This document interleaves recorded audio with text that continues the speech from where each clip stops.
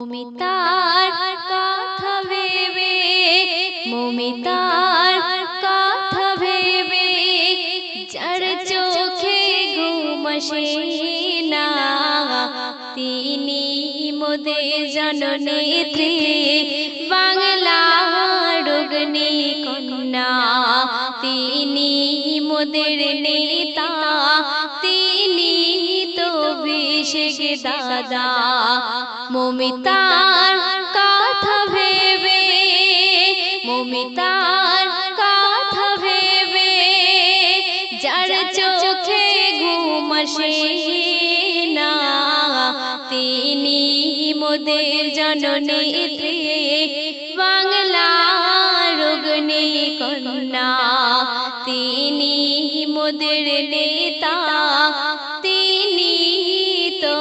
বিশেষ দাদা মমিতার কথা ভেবে। তারপর অতি সুন্দর কথায় আমার কবি টিপটপ বাবু আর কি লিখছে শুনবেন। জনগণ তুলেছে গর্জন মমিতার মোরা বিচার চাই জাত পাত ভুলে গিয়ে ধর্ষণকারীর ফাঁসি চাই জনগণ তুলেছে গর্জন মমিতার মোরা বিচার চাই জাত পাত ভুলে গিয়ে ধর্ষণকারীর ফাঁসি চাই বিজেপি শুনিয়ে বিজেপি শুনিয়ে রাজনীতি করতে চাই বাংলার জনগণ বুঝেছে হতে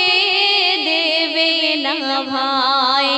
বাংলার জনগণ বুঝেছে হতে দেবে না ভাই মমিতার কথা ভেবে। আর কি লিখছে দেখুন। ধর্ষণকারীর বিরুদ্ধে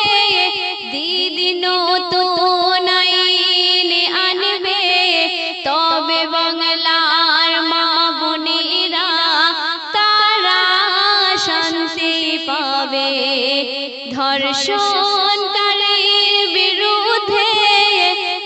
দিদি নতুন আইন আনবে তবে বাংলার মা বোনেরা তারা শান্তি পাবে অভিষেক দাদা বলে অভিষেক দাদা বলে দোষীরা শাস্তি পাবে তিনি মোদের জননেতা অভিষেক দাদা তিনি মোদের জননেত্রী বাংলার অগ্নি কন্যা মমিতার কথা ভেবে মমিতার কথা ভেবে যার চোখে ঘুম আসে না